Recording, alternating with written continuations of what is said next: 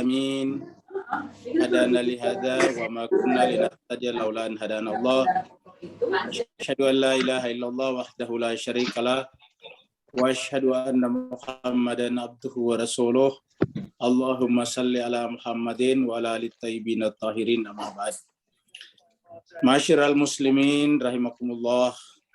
Pertama-tama mari kita panjatkan puji dan syukur kehadirat Allah Subhanahu wa taala, karena atas perkenannya lah sehingga kita semuanya dalam keadaan sehat walafiat bersua kembali seperti sebelumnya dengan niat kita qurbatan ilallah, taqarrub ilallah.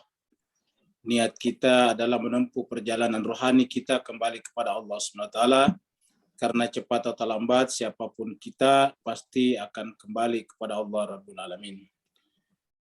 Jemaah sekalian, pada kesempatan malam hari ini kita akan masuk surat baru, yaitu surat As-Saffat. Surat As-Saffat ini jumlah ayatnya panjang, yaitu 182 ayat. Dan cuma memang pendek-pendek, jadi 182 ayat tetapi pendek-pendek ayatnya. Kemudian perlu kita sampaikan bahwa surat As-Saffat ini artinya saf-saf. Berarti di dalam Al-Quran itu ada dua surat yang berbicara tentang saf. Yang pertama adalah Saffat, jamak. As-Saffat ini adalah jamak mu'annas salim. Sedangkan yang satunya lagi surat As-Saff, yaitu surat yang ke-61. Nah, Bapak Ibu yang sangat berbahagia, kita telah tinggalkan surat Yasin pada pertemuan hari Senin kemarin. Dan kita akan mulai pada malam hari ini masuk surat baru, surat As-Saffat, ayat 1 sampai 10. Di sekitar kita ada Ustaz Safei. Ustaz Safei lagi di perjalanan, lagi OTW, on the way. Oh, oke. Ini sudah ada ya. Siapa ini yang belum ada ya? Belum ada. Mari kita masuk ke screen untuk memulai membaca surat As-Saffat kita. Tulis di chat aja biar Surat yang ke-37.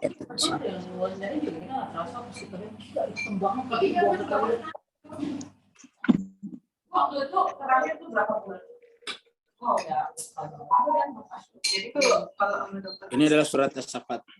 Mari kita sama-sama mulai bersama.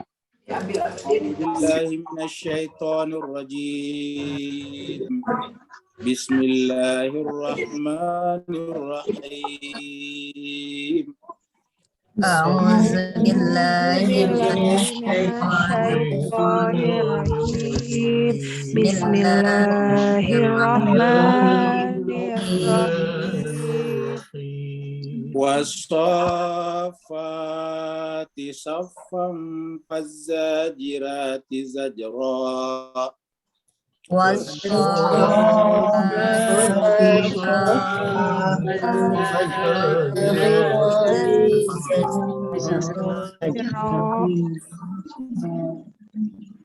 Wattaliyati dzikran inna ilahakum lawahid.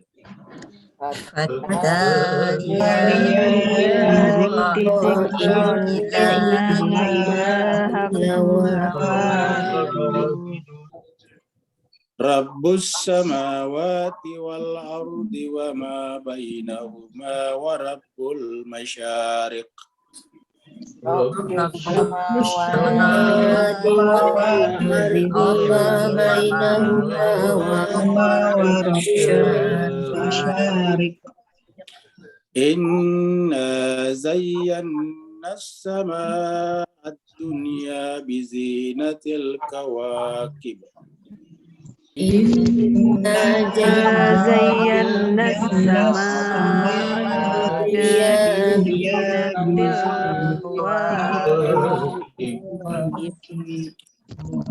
wa hifzan min kulli syaitanin marid.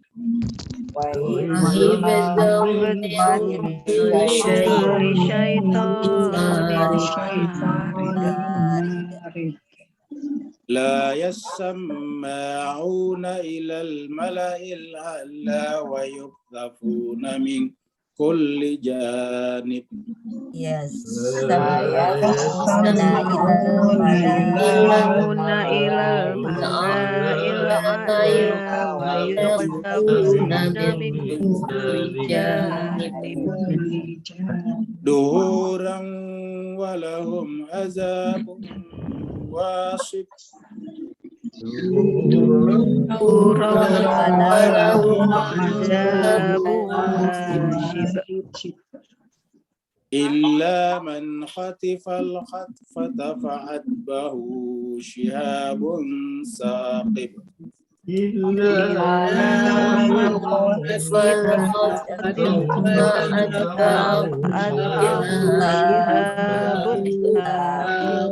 Sadaqallahul aliyyul azim. صدق الله العلي العظيم Wa sadaqa rasulihil karim.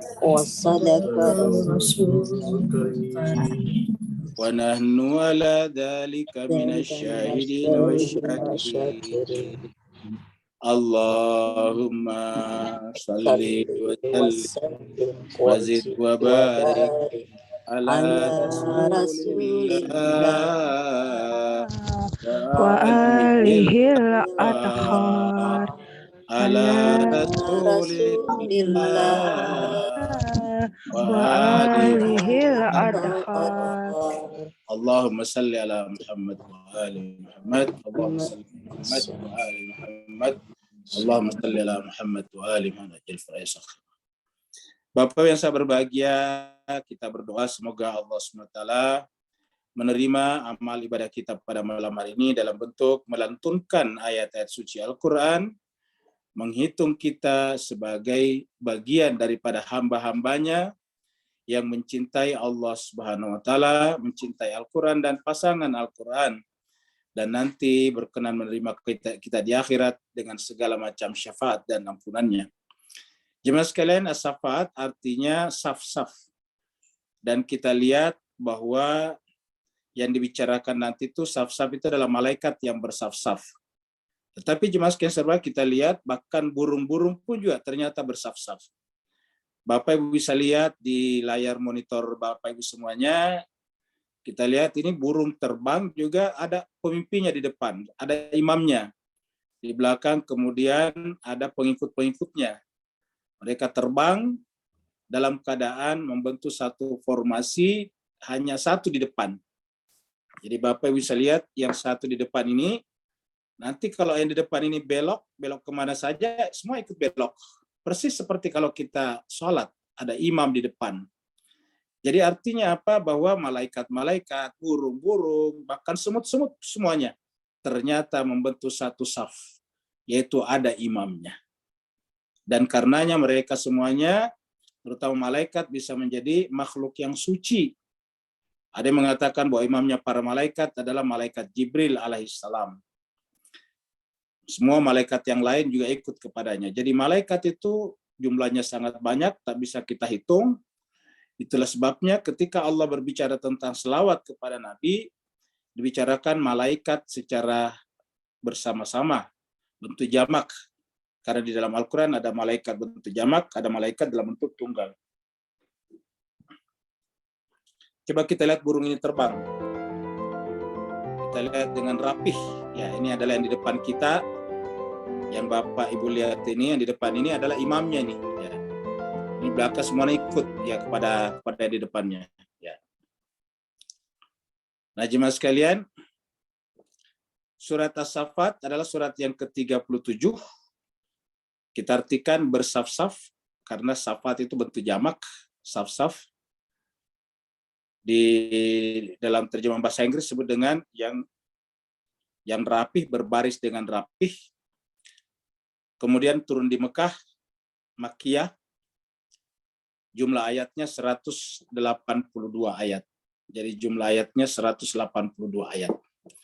Jadi insya Allah ke depan kita akan berjumpa sebanyak 18 kali pertemuan.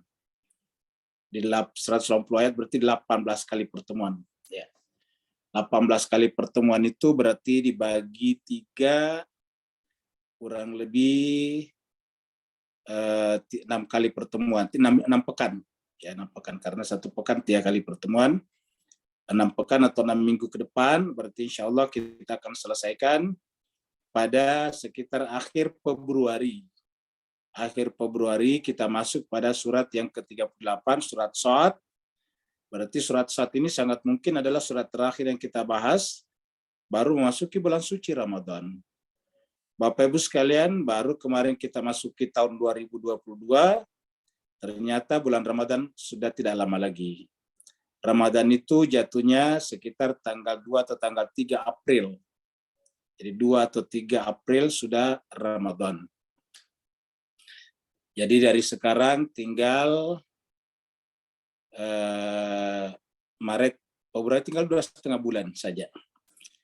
Nah, jemaah sekalian, ini adalah surat As-Saffat. Mari kita mulai pembahasan surat As-Saffat dari ayat 1.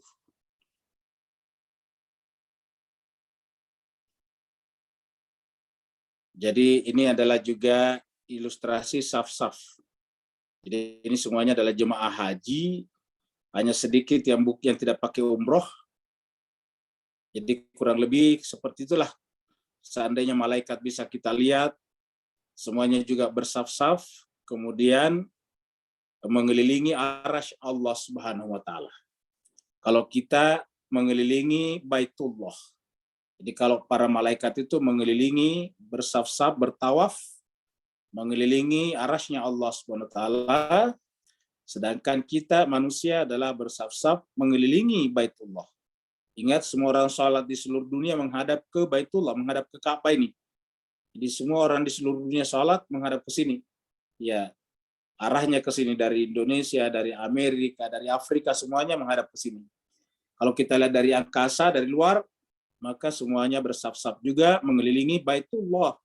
Sebagaimana juga malaikat bersaf-saf mengelilingi arasy Allah Subhanahu wa taala. Jadi dengan demikian harusnya ya manusia juga berusaha menjadikan rumah Allah sebagai pusat gravitasi jiwa, pusat gravitasi rohaninya. Kalau menjadikan Baitullah sebagai pusat gravitasi rohaninya, maka semua manusia harus merasa satu rumah. Kita semuanya adalah penghuni rumah Allah, penghuni Baitullah. Karena kita semuanya penghuni Baitullah, tidak boleh ribut, tidak boleh saling mencaci maki, tidak boleh saling menista, tidak boleh saling merendahkan, tidak boleh saling sinis. Ya, sering sekali kita dengarkan satu kelompok sinis kepada kelompok yang lain. Tidak boleh, kita harus menghargai pendirian, pendapat kelompok lain. Apa sebabnya? Mereka berada pada kelompok itu karena menurut mereka itu yang benar dalam pandangan mereka. Dan karenanya kita harus hormati, supaya apa? Supaya benar-benar kita berada dalam satu rumah yang sama, merasa benar-benar satu keluarga besar yang di dalamnya ada Allah Subhanahu wa taala, karena kita berada di rumahnya. Jangankan rumah Allah, datang saja ke depan Nabi tidak boleh mengangkat suara. La tarfa sautakum, janganlah mengangkat suara kalian di depan Nabi, apalagi di Baitullah. Nah, jemaah sekalian berbahagia, jadi ini adalah gambaran saf-saf yang digambarkan nanti di dalam ayat-ayat berikut ini. Jadi wasafati safan. Ini jadi kita artikan wawunya ini adalah namanya waw kasam, waw sumpah. Wawunya ini artinya demi. Ya, jadi wawunya demi. Wasafati safan. Demi saf-saf yang teratur. Jadi yang namanya saf itu harus teratur, tidak boleh kacau. Jadi kita sampaikan bahwa di dalam Al-Quran ada 2 surat yang berbicara tentang saf, yaitu surat As-Saffat, surat 37 ini surat 37 tadi, dan yang kedua adalah surat 61. Kalau surat 61 itu adalah berbicara tentang safnya umat Muhammad. Sedangkan kalau saf ini adalah berbicara tentang malaikat-malaikat. Tetapi antara umat Muhammad dan malaikat harusnya satu kesatuan. Apa sebabnya? Karena innallaha wa malaikatahu yusalluna ala nabi. Sungguhnya Allah SWT dan malaikat-malaikatnya yusalluna, berselawat kepada Nabi. Kalau berselawat kepada Nabi, harusnya kan berselawat juga kepada pengikut Nabi. Selama pengikut Nabi itu benar-benar menyatu juga dengan Nabinya. Jadi kalau pengikut Nabi juga selalu berselawat kepada sang Nabi, maka berarti kan posisi kita sama dengan Allah dan malaikat. Kita telah berbuat dengan perbuatan Allah dan malaikat. Kita telah berakhlak dengan akhlak Allah dan malaikat. Yaitu apa? Yaitu yusalluna ala nabi, berselawat kepada Nabi. Jadi di situ kita ketemu. Allah dan malaikat berselawat kepada Nabi. Kita juga umatnya diminta berselawat kepada Nabi. Sehingga antara kita umat Muhammad dengan Allah dan para malaikat dan juga Nabi menjadi satu kesatuan yang tidak terpisahkan. Ini yang disebut dengan tauhid penciptaan, tauhid realitas. Jadi realitas itu, kenyataan itu cuma satu, yaitu Allah, malaikat, Muhammad, dan pengikutnya harusnya menjadi satu kesatuan. Ini yang disebut dengan satu wilayah. Nah, di luar itu adalah berarti kesalahan mereka sendiri, pilihan mereka sendiri yang tidak ingin masuk di dalam wilayah itu. Jadi kita lihat ini as-saffati saffan diartikan dengan malaikat-malaikat. Ini ada rombongan malaikat, saf-safnya malaikat. Nah, sebelum kita lihat ini, kita lihat dulu surat yang lain ya. Kita lihat dulu surat 61 ya. Surat 61. Dia. Ya, jadi jemaah sekalian surat 61 ini bisa lihat di layar itu as-saf ini. Ya. Ini adalah surat as-saf, ya. Surat 61. Surat nomor urut ini 61. Ya. Nanti ayatnya ada ayat 3, ya, ayat 4. Dimulai dengan Bismillahirrahmanirrahim. Sabbahalillahi ma fis samawati wa ma fil ardh. Dimulai dengan kata-kata bertasbih kepada Allah apa saja yang ada di langit dan di bumi. Wa huwal azizul hakim. Dan Allah itu adalah Tuhan yang maha perkasa lagi maha bijaksana. Baru kemudian ya ayyuhalladzina amanu, wahai orang beriman, lima taquluna ma la taf'alun. Orang beriman, kenapa kalian mengatakan sesuatu? Taquluna, mengatakan sesuatu, ma apa-apa, la taf'alun yang kalian kerjakan. Apa yang dimaksud di sini? Tentu bisa mencakup seluruh perkataan kita, tetapi secara khusus adalah berkaitan dengan persatuan. Kenapa? Karena kita lihat nanti di ayat 4 ini, ya. Innallaha yuhibbul ladzina. Sesungguhnya Allah yuhibbu mencintai alladzina, orang-orang yang yuqatiluna berjuang fi sabilihi, di jalan Allah. Safan, ini saf, membentuk satu saf.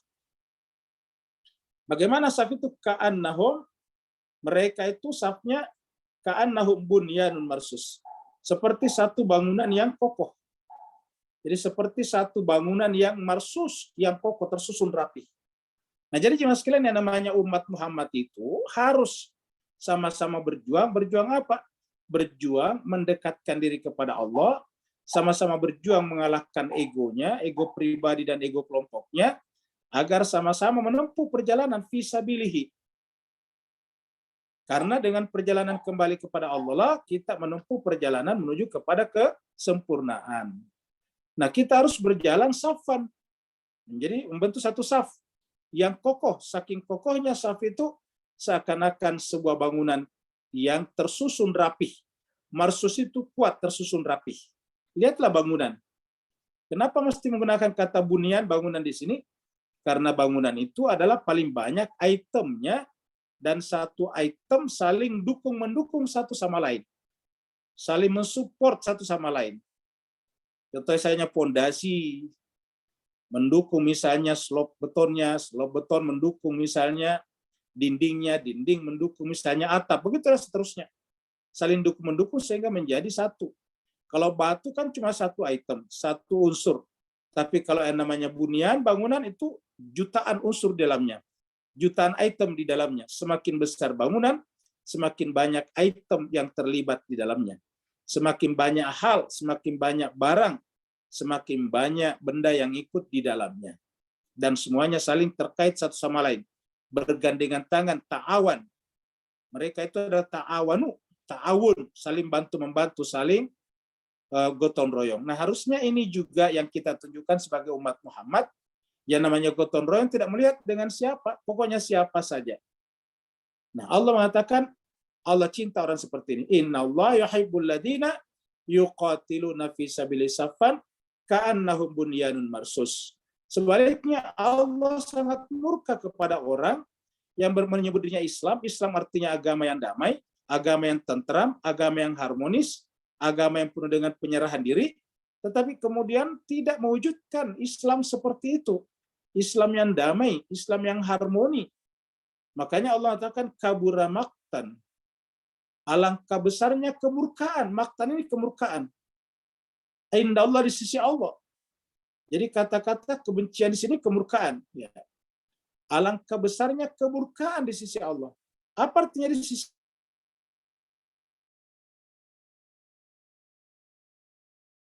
termasuk malaikat-malaikat tidak senang peluk suci yang ada di sisi Allah. Termasuk tentu para nabi, rasul, dan orang-orang soleh. Kenapa? Karena kata indah Allah itu makhluk-makhluk yang ada di sisi Allah. Kenapa benci? Antakulu malata fa'alun. Yaitu mengatakan sesuatu, yaitu mengaku Islam. Islam artinya damai, tenang, sentosa. Tetapi kalian tidak mewujudkan masyarakat yang damai dan sentosa itu. Cenderung semakin Islam, semakin banyak Islamnya suatu wilayah, komunitas, semakin susah diatur. Antakulu malata fa'alun. Sangat murka, sangat besar. Kaburan ini besar sekali kemurkaan di sisi Allah bagi mereka yang mengatakan sesuatu tapi tidak diwujudkannya. Jadi ini adalah asap pertama, ya, asap. Ya. Sekarang Mas Kaiser Bahagia, sekarang asap kedua, yaitu di surat 37 ini. Yang dibicarakan di sini adalah malaikat-malaikat. Jadi artinya malaikat-malaikat Allah itu bersaf-saf, maka harusnya juga pengikut Nabi Muhammad juga bersaf-saf. Sebagaimana malaikat yang berselawat kepada Nabi, begitu ya pengikut Muhammad berselawat kepada Nabi. Maka kalau wujud selawatnya misalnya, implikasi daripada selawatnya malaikat kepada Nabi diantaranya adalah membangun saf yang kuat, harusnya juga implikasi daripada selawatnya pengikut Muhammad, umat Muhammad kepada Nabinya, kepada Muhammad, adalah juga dengan membangun saf yang kokoh. Wasafati safan. Demi malaikat-malaikat yang membangun saf yang tersusun rapi. Fazajirati zajra. Tetapi ada yang tidak senang dengan ini. Makanya di ayat di bawahnya fazajirati zajra. Ada juga yang berusaha untuk menghalangi saf ini berdiri kokoh. Jadi ada yang mengusahakan ini saf supaya berdiri kuat. Wasafati safan, supaya saf ini berdiri sangat kuat kokoh tadi, ka'annahum bunyanun marsus tadi di surat As-Saff. Tetapi ada juga yang berusaha untuk menghalangi. Jadi ayat ini menjelaskan kepada kita bahwa Muhammad dan pengikutnya berusaha membangun saf yang kokoh, didukung juga oleh para malaikat-malaikat, tetapi ada pihak-pihak tertentu. Fazajirati zajra. Jadi kalau kita bicara az-zajirati zajra, yaitu yang melarang dengan larangan sekeras-kerasnya terhadap persatuan ini, tentu bukan malaikat. Karena malaikat ini kan semuanya patuh, suci. Lalu siapakah di sini? Ya tentu manusia yang tidak ikut pada safnya Nabi Muhammad tadi. Dengan siapa? Dengan iblis dan syaitan. Jadi iblis dan syaitan bekerja sama supaya kita tidak membangun saf. Kita sudah bahas sebelumnya waktu kita bahas surat Yasin, bahwa yang namanya syaitan itu adalah berusaha untuk menciptakan kehancuran di tengah-tengah masyarakat. Dalam surat Al-Maidah ayat 91 Allah berfirman, innama yuridu syaitanu, hanya saja yang diinginkan syaitan itu apa? Yaitu an yuqi'a bainakumul adawata wal baghdha, yaitu menimbulkan permusuhan dan kebencian di antara kalian. Yuqi'u bainakumul adawah, al-adawah itu permusuhan, wal baghdha, dan saling benci satu sama lain. Nah, jadi ada yang berusaha untuk melakukan itu. Dan siapa yang ikut di dalamnya apapun agama dan mazhabnya, berarti telah berdiri bersama dengan barisan iblis dan syaitan, yaitu melarang terjadinya persatuan, melarang terjadinya rapihnya saf itu. Maka itulah sebabnya Bapak Ibu sekalian di majelis taklim kita ini, kita mohon maaf agak kurang begitu respect dan sependapat kalau pertanyaan itu selalu bersifat sinistik kepada kelompok lain. Marilah kita, Bapak Ibu sekalian, saya mulai di tempat ini saya mengimbau dengan segala hormat, siapa saja di antara kita bertanya, kalau ada bertanya, janganlah kita mempertanyakan keyakinan orang lain. Janganlah kita mempertanyakan pendirian orang lain. Marilah kita mempertanyakan jiwa-jiwa kita masing-masing. Marilah kita mempertanyakan bagaimana kita menyempurnakan jiwa kita. Marilah kita mempertanyakan pengetahuan ilmu berkenaan dengan kitab suci ini yang bisa mengantarkan jiwa kita menjadi jiwa yang diridhoi, radiyatan mardiyah. Berhentilah kita membicarakan orang lain, kenapa orang lain begini, orang lain begitu. Itu tidak akan menyelesaikan masalah. Karena kita tidak mampu mengontrol orang lain. Misalnya kalau kita sudah jawab, orang lain harus begini, apa bisa kita membuat orang lain berbuat seperti yang kita inginkan? Jawabannya tidak bisa. Bapak Ibu sekalian, yang bisa kita kontrol hanyalah diri kita saja. Karena yang bisa kita kontrol, yang bisa kita kendalikan adalah diri kita, maka marilah kita berusaha belajar dengan sungguh-sungguh, mengontrol, mengendalikan diri kita, agar diri kita berproses melalui ma'rifah kepada Allah, menuju kepada kesempurnaan. Itu yang paling penting. Kalau nantinya kita sempurna atau menuju kesempurnaan, kita sudah ada sedikit percikan cahaya yang kita dapatkan daripada ma'rifah ini, maka insya Allah akan memperbaiki orang di sekitar kita juga. Karena seperti yang kita katakan berkali-kali, bahwa cahaya itu sifatnya apa? Cahaya itu sifatnya menerangi dirinya dan sekitarnya. Jadi kalau kita menyaksikan kegelapan, berhentilah mempertanyakan kegelapan. Berhentilah menyindir kegelapan. Berhentilah sinis kepada kegelapan. Sederhana solusinya. Sederhana way out-nya. Yaitu bagaimana caranya? Ambil sebatang lilin, kemudian nyalakan lilin tersebut, maka otomatis kegelapan akan hilang dengan sendirinya. Tetapi kalau kegelapan kita caci maki, kita sinis, bertanya sambil main karambol, hanya untuk menyerang kelompok lain, maka tidak akan mungkin menyelesaikan kegelapan itu. Kegelapan hanya bisa diselesaikan dengan menyalakan lilin. Lilin itu adalah jiwa-jiwa kita masing-masing. Maka oleh sebab itulah jemaah sekalian, jangan sampai kita tanpa rasa masuk dalam barisan yang menghalang-halangi terjadinya persatuan. Karena kalau kita selalu sinis dan mempertanyakan keyakinan orang lain, berarti sebetulnya kita tidak siap berkoeksistensi dengan pihak lain. Mungkin kita mengatakan mereka juga begitu Pak Ustadz, biarlah kalau orang lain seperti itu. Jangan sampai kejahatan orang lain membuat kita melakukan kejahatan juga. Nabi mengatakan, janganlah engkau mengkhianati orang yang mengkhianatimu. Luar biasa kan? Janganlah engkau mengkhianati orang mengkhianatimu. Ya. Artinya apa? Jangan sampai kita melakukan kejahatan yang kita kecam dari kejahatan yang dilakukan oleh orang lain.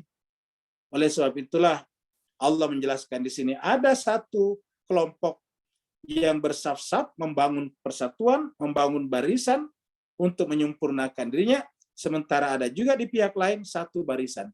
Dua barisan inilah selalu berhadapan-hadapan sepanjang sejarah. Barisan ini adalah barisannya Musa dan Harun. Barisan di sini nanti barisannya Fir'aun, Haman, dan Qorun. Barisan ini adalah barisannya Namrud.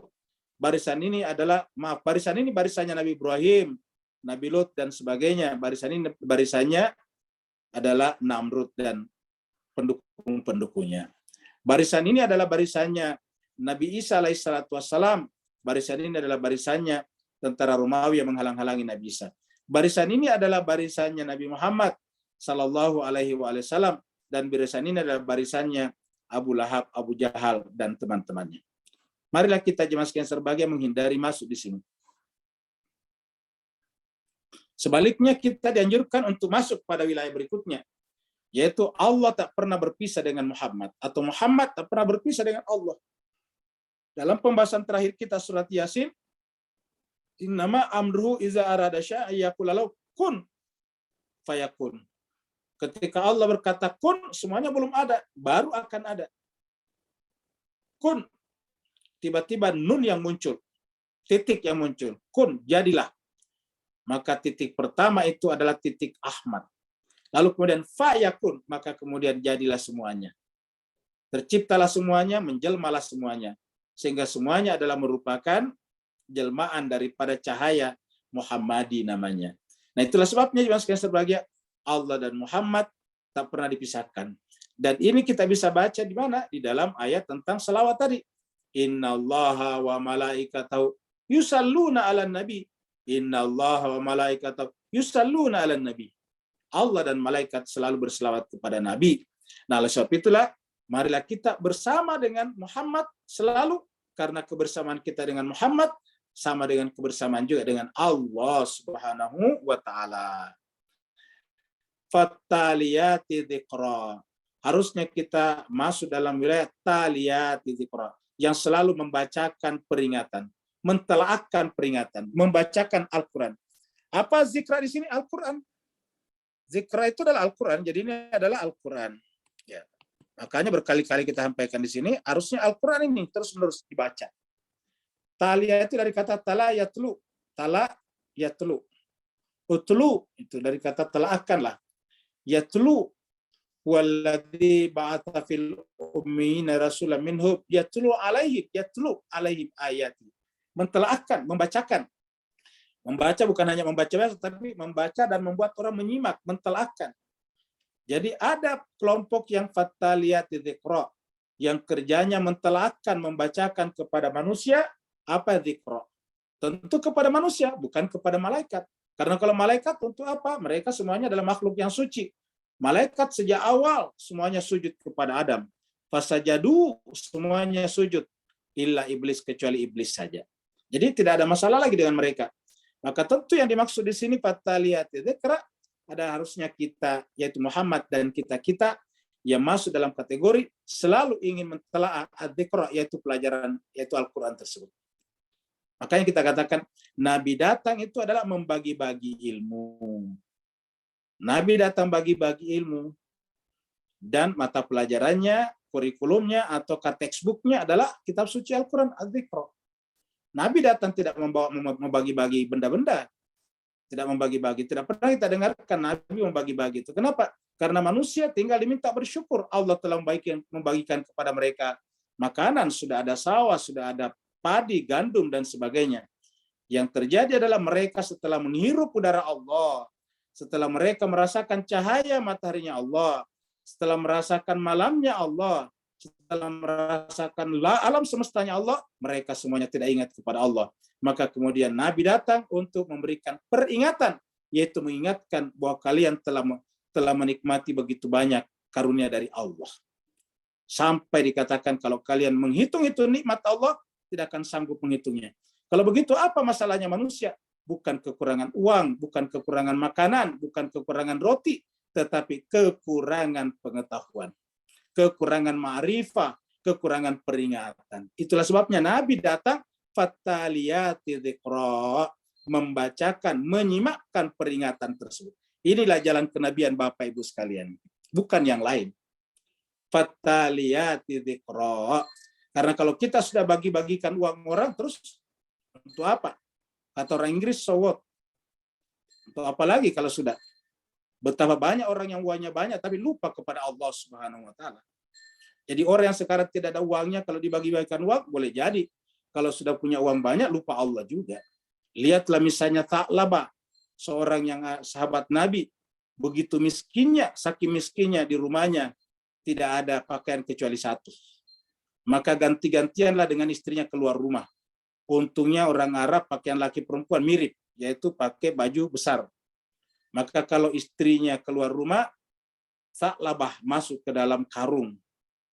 Kalau Tha'labah keluar, istrinya menggunakan karung sebagai pakaiannya.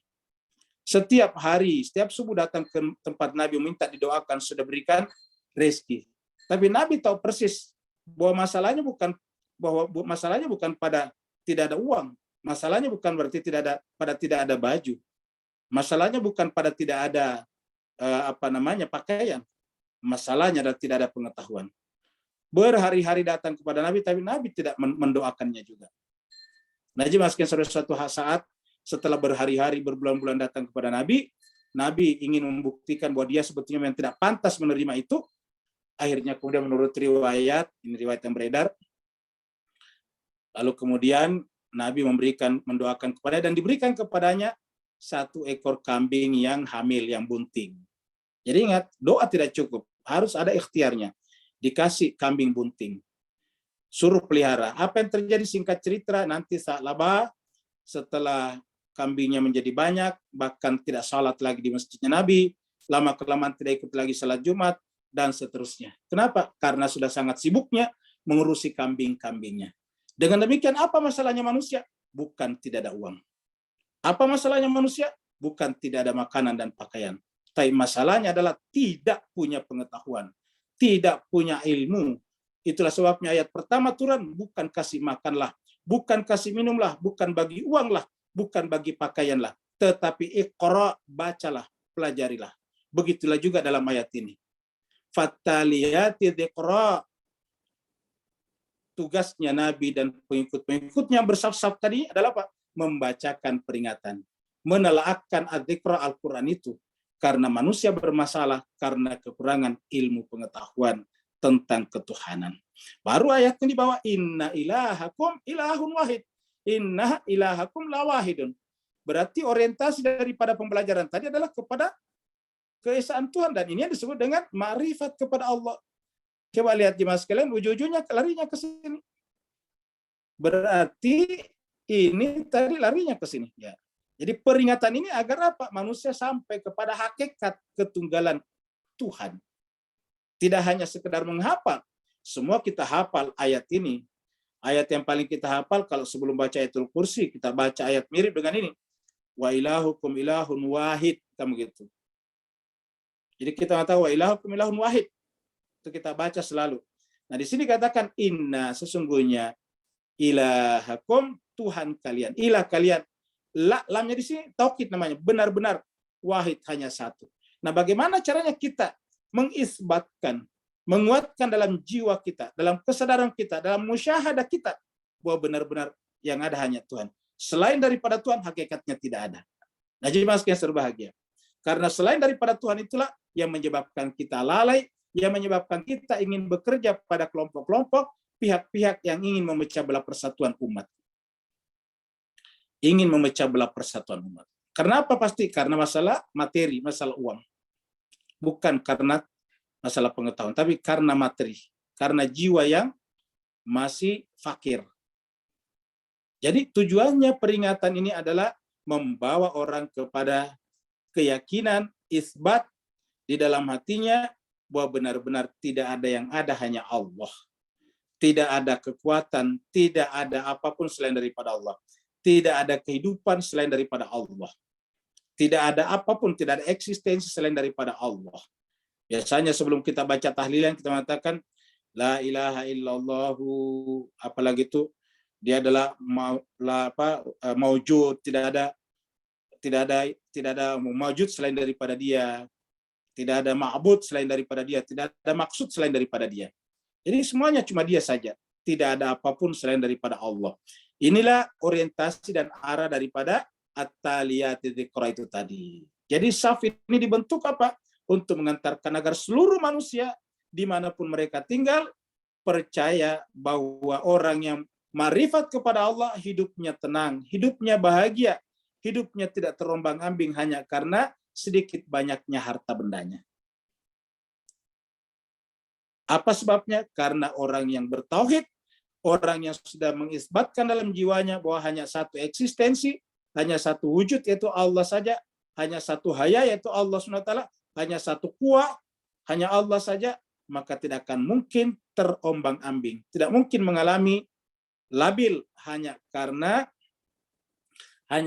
mengalami sempurnaan dalam kaitannya dengan dunia. Hanya karena kekurangan dari sisi dunia. Bahkan orang-orang yang sampai kepada tauhid sejati selalu tidak pernah merasa kurang dari sisi dunia. Namanya qanaah. Selalu merasa cukup dengan dunia. Tapi berkenaan dengan Allah selalu merasa fakir. Terhadap dunia, terhadap masalah-masalah materi, qanaah. Tetapi terhadap Allah adalah fakir. Tidak pernah merasa cukup mendekat kepada Allah Subhanahu wa taala. Kenapa mesti ilahukum, inna ilahakum lawahid, Tuhanmu satu? Karena semua alam semesta hanya Dia menciptakannya, berasal dari Dia. Jadi alam semesta ini semuanya, mataharinya, bintang-bintangnya, juga galaksi-galaksinya, semuanya adalah dari Allah SWT. Jadi kesimpulannya, apa saja yang kita saksikan di alam semesta, hakikatnya kita saksikan adalah Allah Subhanahu wa taala. Allah Jalla Jalaluhu. Hanya Allah Subhanahu wa taala. Jadi apa saja yang kita saksikan, apa saja yang kita dengar, apa saja yang kita rasakan, apa saja yang kita pikirkan, objek-objek yang kita pikirkan, hakikatnya adalah jelmaan, tajalliyat daripada Allah Subhanahu wa taala. Lihatlah tadi misalnya malaikat-malaikat, burung-burung juga terbang dalam keadaan bersaf-saf. Kenapa? Karena mereka dalam keadaan bertasbih kepada Allah dan berselawat kepada Nabi. Rabbus samawati wal ard. Dialah Tuhan lawahid tadi, Tuhan yang satu tadi.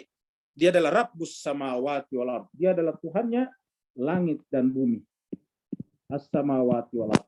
Jadi artinya apa? Semua langit dan bumi, wa ma bainahuma, dan apa yang ada di antara keduanya, artinya tak ada satupun yang dikecualikan, semuanya adalah bermula daripada lawahid tadi, daripada Tuhan yang satu tadi.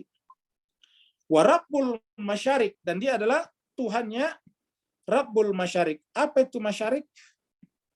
Masyarik itu bentuk jamak dari masyrik. Masyrik itu tempat terbit. Secara bahasa, masyrik atau tempat terbit itu maksudnya timur, tempat terbitnya matahari. Tapi para pengamal irfan atau tasawuf mengatakan bahwa yang disebut dengan tempat terbitnya matahari itu adalah dalam jiwa kita. Jadi jiwa kita itulah tempat terbitnya matahari Tuhan. Jadi dari mana lagi kita bisa mengetahui Tuhan kalau bukan dari diri kita? Yang tahu Tuhan siapakan diri kita? Yang menyadari Tuhan siapakan diri kita? Coba, bisakah kita mengatakan Tuhan ada kalau itu tidak ada pada diri kita? Tidak tersadari oleh kita. Bisakah kita mengatakan bahwa Tuhan itu esa kalau tidak tersadari oleh jiwa kita? Dengan demikian tempat munculnya, tempat datangnya keesaan Tuhan itu adalah dari dalam kesadaran kita. Kesadaran kita berarti dalam jiwa kita. Berarti di sana adalah masyrik, tempat terbitnya matahari. Wa rabbul masyarik. Berarti Tuhannya langit dan bumi dan apa yang ada di antara keduanya. Karena kalau masyarik di sini tempat terbit matahari, berarti sudah masuk di sini bumi dan langit. Yang dimaksud masyarik di sini berarti dalam jiwa kita. Ini adalah yang zahir dan ini adalah yang batin. Ini adalah yang nampak, ini adalah yang batin. Wa zahiru wal batinu. Jadi dalam diri kita lah tempat terbitnya matahari ilahiyah. Matahari ilahiyah tidak terbit di mana-mana. Setiap kita menunjuk pasti salah. Matahari Tuhan terbit di barat, salah. Matahari Tuhan terbit di timur, salah. Matahari lain terbit di atas bawah, salah. Apa sebabnya? Semuanya itu yang kita tunjuk adalah benda-benda. Semua yang kita tunjuk itu adalah hal-hal yang sifatnya makhluk. Maka jemaah sekalian berbahagia, yang bisa kita tunjuk adalah kesadaran kita. Karena kesadaran kita itu adalah serpihan daripada kesadaran Allah. Roh kita disebutnya mirrohi, dari ruhku kata Tuhan. Wa rabbul masyariqi, bahkan fitrah kita disebut dengan fitrat Allah. Fitrat Allah alladzi fataran nas 'alaiha. Fitrah kita, kesadaran kita adalah celupan Allah. Sibghat Allah, wa man ahsanu minallahi sibghah. Jadi kesadaran kita adalah kesadaran ilahiyah. Dengan demikian karena kesadaran kita adalah kesadaran ilahiyah, maka kesadaran kita itulah yang bisa melahirkan tentang realitas Tuhan. Realitas adanya Tuhan. Nah, yang terbahagia, kemudian di langit Allah menciptakan 12 gugus bintang. 12 gugus bintang yang nanti kemudian oleh para ahli astrologi, Bapak Ibu pasti kenal astrologi. Astrologi ini terkenal di kalangan anak muda dan orang-orang dewasa. Kalau anak muda biasanya yang dicari adalah jodohnya. Kalau orang dewasa biasanya finansialnya. Kan begitu kalau baca astrologi setiap hari. Nah, astrologi nanti terbagi 12 juga ini. Yang dikasih orang dengan Aries, Taurus, Gemini, Cancer, dan sebagainya. Leo, Virgo, Libra, dan sebagainya. Ini 12 coba hitung. Ya. Ini 3 baris masing-masing 4 gugus bintang. Setiap baris berarti 12 gugus bintang, berbeda-beda formasinya. Nah, jemaah sekalian berbahagia, ada 12 gugus bintang di langit. Nah, memang ada bintang, tapi apakah nanti kawakib yang dimaksud itu benar-benar adalah 12 bintang di langit? Nah, ini akan kita lihat. Kenapa? Karena ayat berikutnya berbicara tentang kawakib. Ya, kawakib ini adalah gugus bintang. Inna zayyana sama dunia. Sesunggunya kami menghiasi sama asma dunia. Dekat apa maksudnya? Dekat kepada kehidupan real manusia. Dekat dengan kehidupan nyata manusia. Dihiasi dengan apa? Bizinatin, dengan perhiasan. Al-kawakib, yaitu bintang-bintang. Kaukab. Ya, bentuk jawabannya kawakib. Itu adalah gugus bintang, kawakib. Jadi satu gugus bintang namanya kaukab. Karena banyak tadi itu adalah kawakib. Totalnya tadi berapa? Ternyata ada 12 gugus bintang. Jadi jemaah sekalian berbahagia, dunia apa maksudnya kehidupan kita. Jadi kehidupan kita ini oleh Allah SWT tidak diberikan perhiasan dalam bentuk cahaya yang terang benderang. Dalam bentuk cahaya. Berapa tadi? 12. Dan sejalan dengan surat At-Taubah yang mengatakan ada 12 terang dari bulan. Dalam surat At-Taubah ayat 36 Allah mengatakan bahwa sejak awal penciptaan alam semesta, Allah sudah menciptakan, membuat 12 bulan. Isna asyara syahra, 12 bulan. Jadi ada 12 di sana. Nah, jemaah sekalian berbahagia, Tuhan mengatakan, Allah mengatakan ini adalah ada perhiasan. Apa namanya perhiasan? Kan keindahan. Yang menyebabkan alam semesta ini jadi indah, jadi ada karena perhiasan ini. Karena zayyana ini, kami telah memberikan hiasan. Dan ini berkali-kali muncul dalam Al-Quran. Dan jemaah sekalian berbahagia, bintang ini terjaga. Kalau bintang di atas kan buat apa dia? Ini kata-kata hifzan. Dan ini ada penjaganya, terjaga. Maksudnya apa? Ini pasti bukan bintang beneran. Ini pasti bukan bintang beneran. Keindahan ini bukan bintang beneran. Tetapi ini terjaga, berarti kan maksum namanya. Kalau hifzan itu kan berarti maksum, terjaga dari perbuatan maksiat, dari perbuatan dosa. Hifzan dan terjaga. Terjaga dari mana? Min kulli syaitanin marid. Dia terjaga dari tiap-tiap keinginan daripada syaitan atau syaitan yang durhaka. Bisa juga diartikan bahwa bintang-bintang ini sebetulnya fungsinya sebagai hifzan, penjaga bagi manusia dari syaitan. Maka selama manusia ikut pada bintang yang terang benderang ini, maka kemudian manusia itu tidak akan terganggu oleh syaitan. Kenapa? Karena syaitan punya wilayah sendiri. Syaitan punya pemerintahnya sendiri. Syaitan punya golongannya sendiri. Maka selama kita berpegang teguh kepada orang terjaga ini, maka kemudian kita juga ikut terjaga. Kenapa? Syaitan tidak akan bisa masuk ke sana.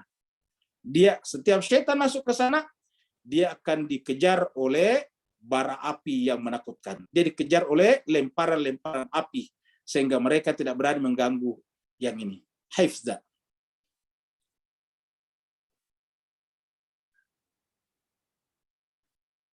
Ini adalah ilustrasi daripada syaitan. Jadi setiap saat itu syaitan mengganggu. Apa yang diganggu? Pikiran kita. Ya, pikiran kita. Supaya kita bekerja berdasarkan keinginan-keinginannya. Apa tadi keinginannya syaitan? Keinginannya syaitan itu adalah menciptakan perpecahan, kebencian dan permusuhan.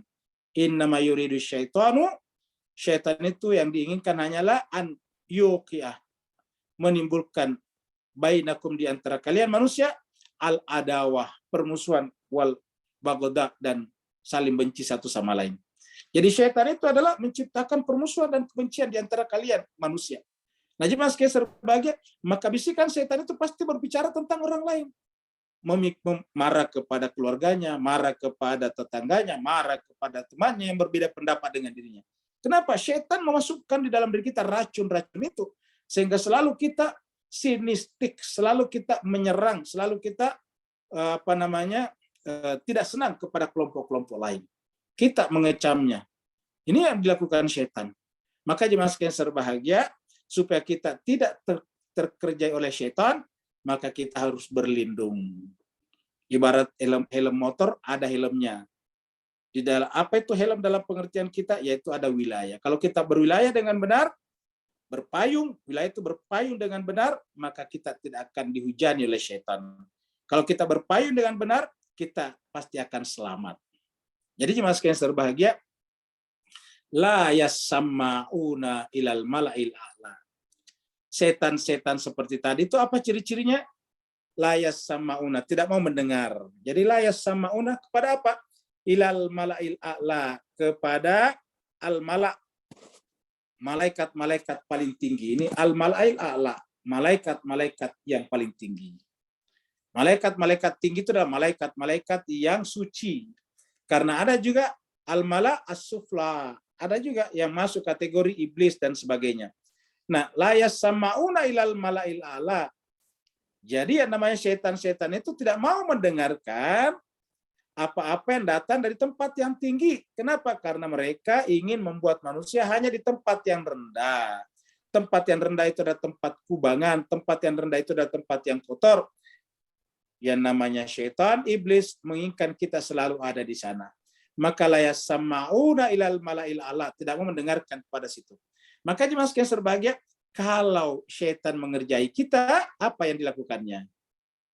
Menutup kuping kita, membuat mengaduk-aduk pikiran kita agar kita berprasangka buruk kepada manusia suci yang terhubung dengan al-mala' al-a'la. Bahkan ada yang membunuh manusia suci tersebut. Ada orang yang mensinisi mereka, ada yang menentang mereka, ada macam-macam. Kenapa? Karena setan memang begitu kerjanya. La yasma'una ilal mala'il a'la wa yuzafuna min kulli janib. Dan setiap kali mereka nanti mendekat suci itu, maka mereka selalu yukzafun, ditepis ya. Yukzafu secara bahasa artinya ditepis. Min kulli janib, dari seluruh penjuru. Dia akan dihalangi, ditepis dari tiap penjuru. Kalau di sini diartikan dilempari dari setiap penjuru. Yukzaf itu lebih kepada dihilangkan, diambil, ditarik dari segala penjuru. Karena iblis berjanji seperti yang pernah kita lihat di dalam surat Al-A'raf, iblis datang dari depan, belakang, kiri, kanan, atas, kiri, kanan. Untuk apa? Mengganggu kita, mempengaruhi kita, supaya kita benar-benar jangan sampai ikut kepada manusia suci yang merupakan bagian terpisahkan daripada al-mala' al-a'la. Maka kita dikerjain, kita digoda, bahkan kita lihat ada nabi yang dibunuh, ada manusia suci yang dibunuh. Cobalah lihat di masa yang berbahagia.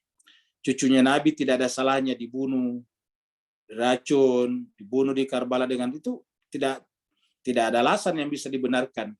Nah, Bapak Ibu jemaah sekalian berbahagia, kerjaan siapa? Itulah kerja syaitan. Setelah mereka membunuhnya, mereka memfitnah lagi setiap orang ikut kepadanya, nanti disebut orang yang tersesat dan sebagainya. Oleh sebab itulah Allah mengatakan la yasma'una ilal mala'il a'la wa yukzafuna min kulli janib. Dan mereka semuanya dihalangi, mereka ditutup pintunya untuk mengganggu manusia suci tersebut dari berbagai macam penjuru, dari tiap-tiap janib, dari tiap-tiap sisi.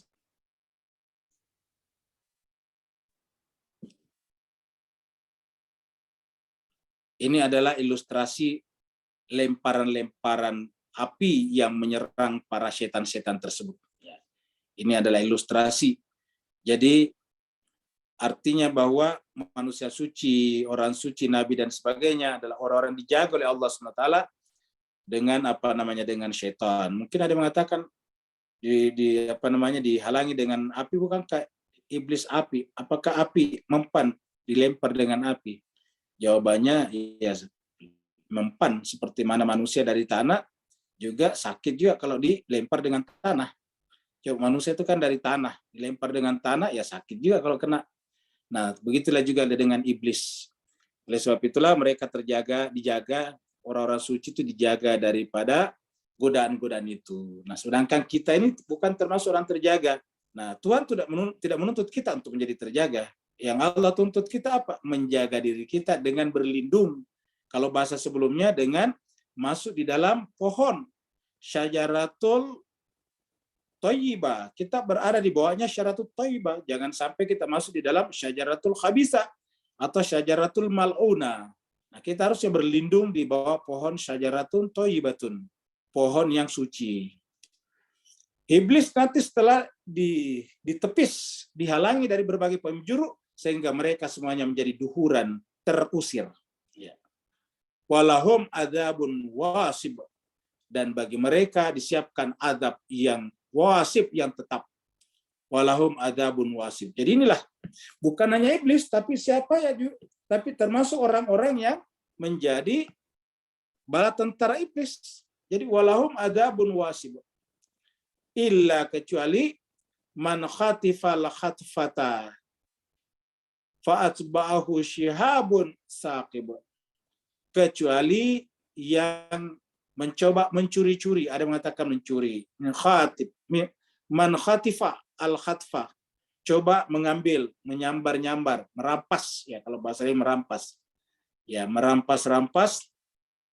Jadi iblis ini mencoba, kata-kata merampas lebih kepada karena berkaitan tadi dengan orang suci, mereka berusaha untuk mempengaruhi, untuk masuk ya ke dalam hati, ke dalam jiwa manusia suci.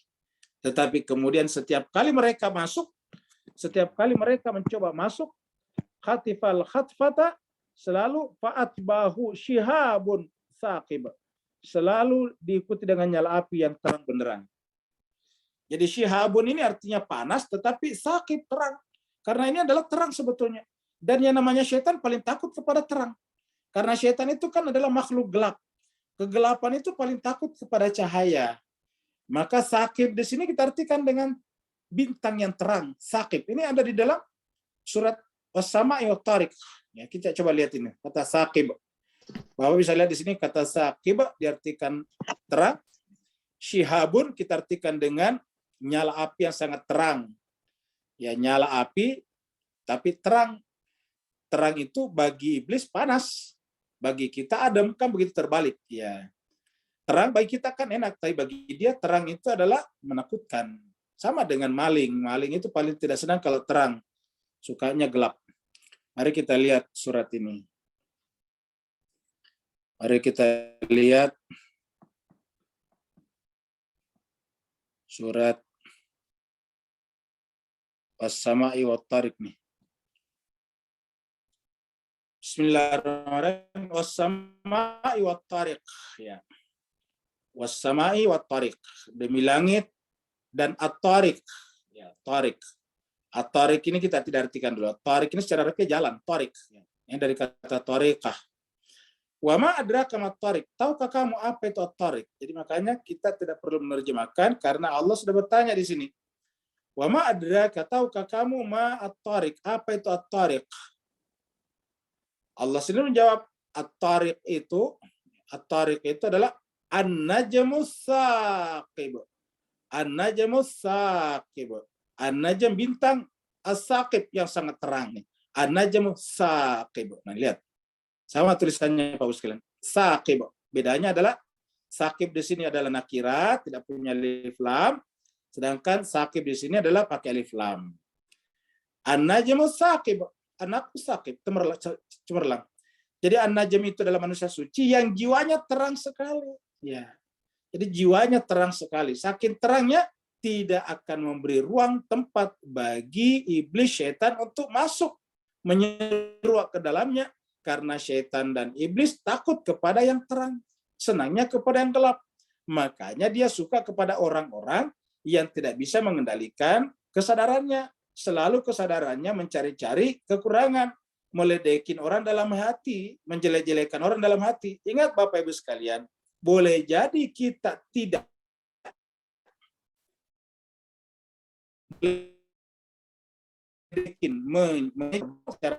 dalam hati kita mengejeknya. Dalam hati kita mengejek orang, dalam hati kita mencaci maki orang, dalam hati. Kesimpulannya, kalau itu ada pada diri kita, maka iblis bisa menjadikan itu pintu masuk untuk bersarang dalam jiwa kita. Itulah sebabnya Allah menginginkan kita jangan pernah memberikan tempat berburuk sangka kepada jiwa kita. Contohnya misalnya, Allah melarang kita untuk bergibah. Karena bergibah itu artinya kita telah membuka ruang pada jiwa kita untuk bersarangnya syaitan dan iblis. Allah melarang kita misalnya bertajasus. Karena bertajasus itu adalah kita memberikan ruang, membuka ruang bagi masuknya iblis dan syaitan untuk beranak pinak di sana. Itulah sebabnya Allah mengatakan, siapa yang tajasus dan bergibah sama dengan memakan daging bangkai saudaranya sendiri. Jadi kita sudah dapatkan kata-kata as-saqib itu adalah terang benderang. Dan ini yang memunculkan di sini, di ayat terakhir. Illa man khatifal khatfata fa'atbahu syihabun saqib. Kecuali kalau mereka coba terus-menerus untuk mencuri-curi berarti berkamuflase seakan-akan menjadi bagian daripada orang suci, tapi tugasnya untuk mengintai dan sebagainya, untuk mencari-cari kekurangan, akhirnya fa'at bahu syihabun saqib. Dia akan dikejar oleh syihabun saqib, nyala api yang sangat terang. Jadi ayat-ayat seperti ini beberapa kali muncul dalam Al-Quran. Kita lihat lagi misalnya dalam surat Al-Mulk, surat 67. Bismillahirrahmanirrahim. Tabarakalladzi biyadihil mulk wa huwa ala kulli syai'in qadir. Suci Allah yang di tangannya lah, di dalam kekuasaannya lah. Al-Mulk, kerajaan langit dan bumi. Wa huwa ala kulli syai'in qadir, bukan hanya kerajaan langit dan bumi, tapi kerajaan seluruh selain daripada Allah, kerajaan makhluknya, dan dialah berkuat atas segala sesuatu. Alladzi khalaqal mauta, dialah yang menciptakan kematian, wal hayata, dan kehidupan, liyabluwakum, untuk menguji kalian, ayyukum ahsanu amala, siapa yang paling baik amalnya. Siapa yang paling baik amalnya? Nanti yang ikut kepada bintang yang terang nantinya. Kenapa? Karena dengan ikut pada bintang yang terang, berarti dia terbebas daripada iblis tadinya. Terbebas dalam pengertian, dia tidak akan bisa dikompori, tidak akan bisa menjadi korban provokasi daripada iblis. Wa huwal azizul ghafur, dia Allah Maha Perkasa lagi Maha Pengampun. Alladzi, nah ini baru masuk ayat 3. Al-Mulk 67. Ayatnya 3. Dia juga Allah yang khalaqa sab'a samawatin, menciptakan 7 lapis langit, tibaqa, berlapis-lapis. Pernah kita tulis gambarkan lapisan-lapisan sampai kepada yang paling di dalam sirrul asrar itu bertingkat-tingkat, berlapis-lapis. Ma tara fi khalqir rahmani min tafawut. Kamu tidak akan menyaksikan di dalam ciptaan Allah yang pengasih Ar-Rahman min tafawut, cacat. Kita artikan di sini tafawut, cacat. Ya. Fa'arji'il basar. Kalau tidak percaya, coba kembali lagi, perhatikan baik-baik. Hal tara min futur. Apakah engkau bisa menyaksikan futur, cacat di sana, ketidakteraturan? Hal tara min futur. Apakah kamu bisa melihat di sana sesuatu yang futur, yang tidak teratur? Summa, kemudian irji'il basar, coba disuruh lagi, pergi perhatikan lagi, karratain, untuk kedua kalinya. Yang qaliba ilaikal basaru, niscaya penglihatan kamu kembali kepadamu, khasian, dalam keadaan capek, lelah, bingung, gamang, wa huwa hasir, dalam keadaan tidak mendapatkan hasil apa-apa. Maksudnya mencari kekurangan di alam semesta ini, dalam ciptaan Allah SWT. Walaqad zayyana, baru kemudian walaqad zayyana sama dunia. Sama tadi ayatnya, mirip tadi ayatnya. Sungguh kami telah menghiasi as-sama'ah, dunia, langit dunia yang dekat. Ya. Walaqad zayyana as-sama'ah dunia. Sungguh kami telah menghiasi langit yang dekat. Bima sabih, kalau tadi kan al-kawakib. Bima sabiha. Masabih itu misbah.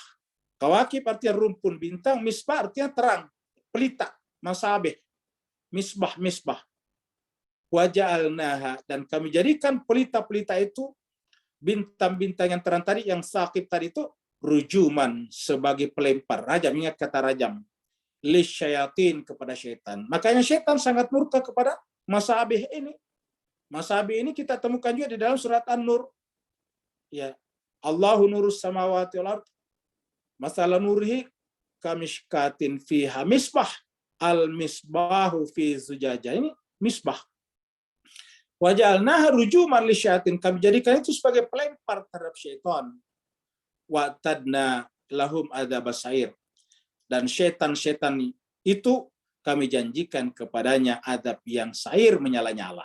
Nah, Bapak Ibu yang sangat berbahagia, ini menunjukkan bahwa setiap yang melawan manusia suci, setiap yang melawan yang namanya bintang yang terang, pada dasarnya adalah syaitan. Karena kalau dia orang yang benar, dia akan bersaf-saf di belakang tadi al-misbah itu, dia bersaf-saf. Seperti mana tadi malaikat-malaikat juga bersaf-saf. Jadi masih yang berbahagia, kalau disebut as-safat, saf-saf berarti memang malaikat. Ya, jawabannya. Kenapa malaikat itu dalam Al-Quran ada bentuk tunggal, malakun dan malaikah. Nah, Bapak Ibu yang berbahagia, jadi sama tadi dengan ayatnya tadi. Jadi duhuran walahum adzabun wasib illa man khatifal khatfata fa'atbahu syihabun saqib. Nah, Bapak Ibu yang sangat berbahagia, mudah-mudahan 10 ayat pertama surat As-Saffat ini mengingatkan kita perlunya kita membangun saf yang kuat. Sekali lagi Bapak Ibu sekalian, membangun saf yang kuat. Marilah kita jangan sampai kita tertarik oleh kepentingan hawa nafsu kita, subjektivitas kita, atau provokasi dan framing pihak lain untuk masuk ke dalam perpecahan.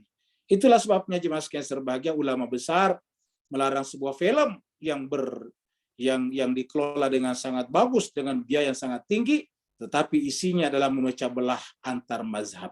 Apa sebabnya jemaah sekalian?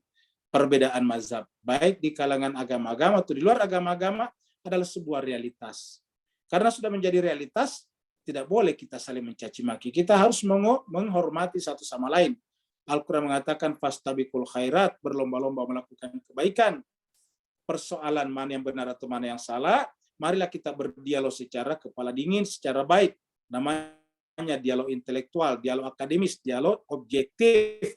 Kalau toh misalnya tidak juga ketemu, tidak ada masalah juga. Toh nanti di hadapan Allah, masing-masing kita akan berdiri mempertanggungjawabkan pendapat kita masing-masing. Allah yang kita sembah, Allah yang daripadanya kita berasal, dan Allah yang kepadanya kita akan kembali adalah Tuhan yang Maha Adil, yang akan mengadili seluruh perbedaan di antara kita nantinya di sana. Oleh sebab itulah bukanlah wilayah kita, bukan otoritas kita di dunia sekarang untuk menghakimi pendapat-pendapat orang lain. Tugas kita sekarang di dunia adalah coba mengamalkan pendapat kita yang kita anggap benar. Perjalanan intelektual kita, perjalanan spiritual kita, safar rohani kita tempuh, dan setiap temuan kita dalam setiap jenjang perjalanan itu kita amalkan masing-masing dengan tetap menghormati keyakinan dan pengamalan orang lain. Sehingga apa yang terjadi? Sehingga bagaimanapun banyaknya agama dan pendapat di muka bumi ini tetap bisa hidup dengan damai harusnya. Kalau umat Islam sendiri tidak bisa hidup dengan damai di antara mereka, bagaimana mereka bisa mendamaikan umat manusia yang lain yang berseteru satu sama lain? Bukankah Allah mengatakan kuntum khaira ummah, kalian adalah umat yang terbaik, ukhrijat linnas, untuk mendamaikan seluruh manusia. Ta'muruna bil ma'ruf wa tanhauna 'anil munkar wa tu'minuna billah. Tugasnya adalah mengajak manusia dengan cara baik-baik untuk melakukan kebaikan dan menghalangi orang melakukan kemungkaran. Apakah kemungkaran yang paling tinggi? Kemungkaran yang paling tinggi adalah pertumpahan darah. Maka segala sesuatu yang mengarah kepada pertumpahan darah dilarang keras di dalam agama kita. Terima kasih banyak. Wa'alafu minkum. Mudah-mudahan Bapak Ibu sekalian bisa mengambil manfaat daripada ayat ini, terutama Al-Fakir sendiri yang masih sangat jauh juga daripada kesempurnaan pengetahuan, sehingga kita semuanya sama-sama berdoa kepada Allah, kita semuanya bisa diberkahi dengan ayat-ayat yang kita baca bersamanya. Terima kasih banyak. Yang mau bertanya dipersilakan dengan segala hormat. Ya, Assalamualaikum warahmatullahi wabarakatuh, Ustaz. Ada satu pertanyaan dan satu permintaan doa untuk sementara ini, Ustaz. Waalaikumsalam warahmatullahi wabarakatuh. Silahkan, Ustaz.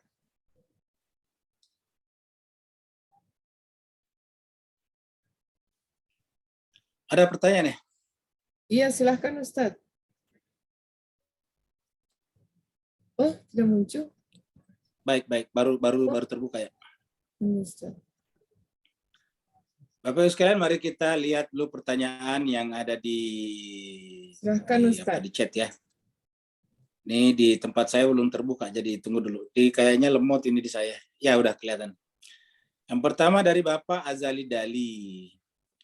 Kalimah la ilaha illallah yang bermaksud dalam ma'rifah adalah tiada wujud melainkan Allah. Ya, jadi jemaah sekalian berbahagia. Jadi dalam kaidah bahasa logika, bahasa mantik, yang namanya kata wujud ini adalah bersifat univokal. Univokal itu artinya satu kata dan bisa digunakan dimanapun juga. Digunakan oleh siapapun juga dan artinya tetap sama. Jadi kalau digunakan kata wujud, wujud ini kalau diterjemahkan ke dalam bahasa Melayu artinya ada. Jadi wujud kalau diterjemahkan dalam bahasa Melayu, bahasa Indonesia adalah ada. Jadi ada. Jadi saya kira di Malaysia, di Singapura juga wujud artinya ada. Ya. Jadi wujud artinya ada. Jadi kita artikan saya dengan kata ada. Nah, jadi ada ini adalah satu kata yang sifatnya tidak bisa dibagi-bagi, tidak ada jamaknya. Ya, jadi kata ada ini tidak ada jamaknya, tidak ada bentuk jamaknya. Bentuknya tunggal dan maknanya satu. Ya, jadi bentuknya tunggal dan maknanya satu. Kata bentuknya tunggal itu tidak ada jamaknya. Kalau yang lain kan ada jamaknya tuh. Ya, bahkan kata sifat juga ada jamaknya. Kaya, kamu gitu. Miskin. Pintar. Tapi kalau ada, nggak ada begitu dijamakkan ada berarti maknanya lain. Jadi kata ada sendiri itu adalah bermakna tunggal dan kemudian digunakan oleh siapapun sama artinya. Ya, ada satu kata kalau digunakan secara berbeda juga artinya. Biasa kita ambil contohnya misalnya bisa ular dengan bisa makan itu beda. Bisa ular, bisa makan beda. Sama-sama bisa. Bisa ular artinya racun ular, bisa makan artinya mampu makan. Ya, jadi beda. Kata bisa di sana beda. Kata makan juga berbeda. Ya, jadi misalnya makan ikan dengan makan proyek itu beda. Ya, jadi sama-sama makan namanya. Kalau kita katakan Pak Ruom suka makan ikan dengan Pak B suka makan proyek, itu pasti beda maksudnya. Ya. Sama-sama makan. Ya. Nah, jadi jemaah sekalian berbahagia, jadi oleh sebab itu, ini wujud ini adalah bentuk tunggal, kata tunggal, tidak ada jamaknya, dan bisa digunakan dimanapun. Ketika digunakan di mana-mana, bukan berarti dia banyak, satu, tetapi itu juga. Nah, kita mengatakan ada ikan, ada kereta, ada Malaysia, ada Singapura, pokoknya kata ada semuanya sama. Malaysia ada, Singapura ada, kereta ada, pesawat ada, semuanya bisa menggunakan kata ada. Nah, dengan demikian karena ada ini tunggal, dan kemudian semuanya mengambil tempat dalam kata ada, kalau bahasa awamnya adalah bahwa semuanya itu berada dalam jangkauan kekuasaan Allah Subhanahu wa taala, dan kekuasaan Allah itu yang terwujud dalam bentuk kata ada tadi itu adalah menjangkau segala sesuatu. Seperti yang disampaikan di dalam Al-Qur'an, rahmati wasi'at kulla syai'in. Rahmatku meliputi segala sesuatu. Jadi rahmatku, apa itu rahmat Allah yang paling gampang kita lihat? Yaitu kata ada, wujud. Ya. Jadi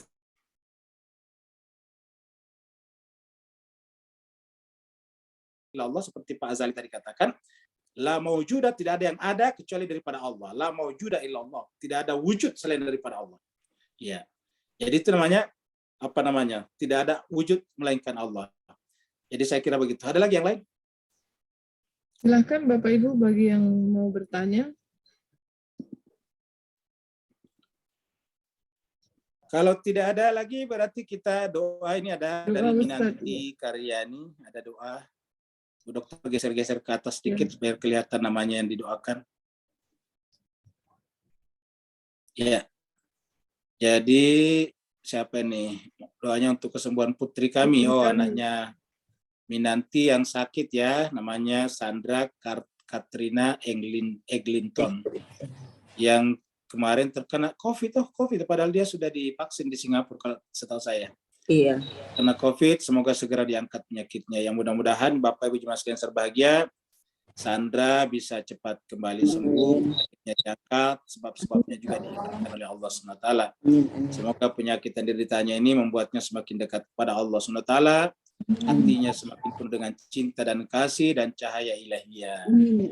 Bismillahirrahmanirrahim. Alhamdulillahirrabbilalamin. Hamda syakirin, hamda na'imin, hamda yuafi ni'amah wa yukafi mazida.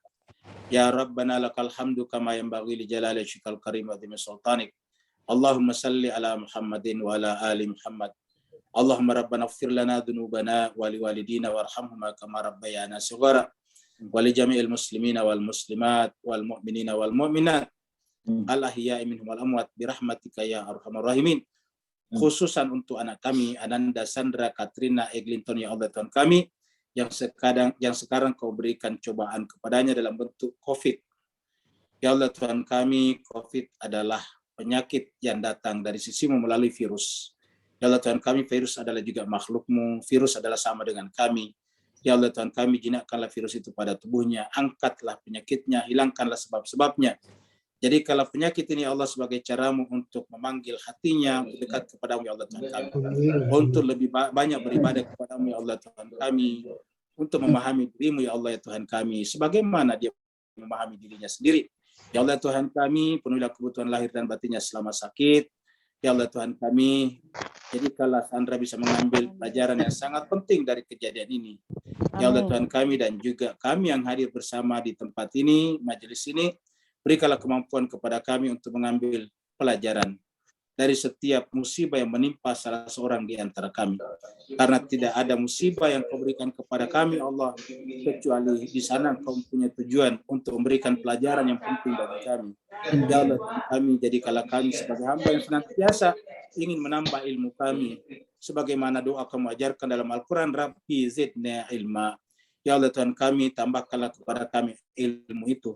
Ya Allah Tuhan kami, kalau kami salah di dalam memahami kitab suci-Mu, kalau kami salah di dalam memahami ayat-ayat-Mu ya Allah, maka luruskanlah kami, pandulah kami, kembalikanlah kami ya Allah kepada pengertian yang benar, kepada makna dan takwil seperti yang kami inginkan ya Allah Tuhan kami. Janganlah Engkau menghukum kami, karena kami adalah hamba-Mu yang ingin selalu mendekatkan diri kepadamu ya Allah Tuhan kami. Allahumma ya Allah Tuhan kami, siapa saja yang hadir pada malam hari ini, maka angkatlah masalah-masalahnya jika mereka ada masalah. Lapangkanlah kehidupan mereka, muliakanlah mereka. Allahumma rabbana atina fid dunya hasanah wa fil akhirati hasanah wa qina adzabannar. Allahumma rabbana taqabbal minna innaka antas samiul alim wa tub alaina innaka antat tawwabur rahim. Sallallahu ala sayyidina Muhammad. Subhana rabbika rabbil izzati amma yasifun wa salamun alal mursalin walhamdulillahi rabbil alamin. Wal aqu minkum. Wassalamualaikum warahmatullahi wabarakatuh. Waalaikumsalam warahmatullahi wabarakatuh. Terima kasih Ustaz. Terima kasih Bu Dokter. Assalamualaikum warahmatullahi wabarakatuh. Bu Dokter tadi ada pertanyaan. Terima kasih Ustaz. Makasih Bu Ya Dokter. sama-sama Bu. Terima kasih Pak Ustadz. Assalamualaikum. Sama-sama Bu. Sama Pak Arif. Ada. Ya, saya sampaikan Pak. Terima kasih Bu Dokter. Assalamualaikum Pak Ustadz. Bu Dokter. Assalamualaikum. Salam dari Waalaikumsalam. Terima kasih Dokter. Assalamualaikum.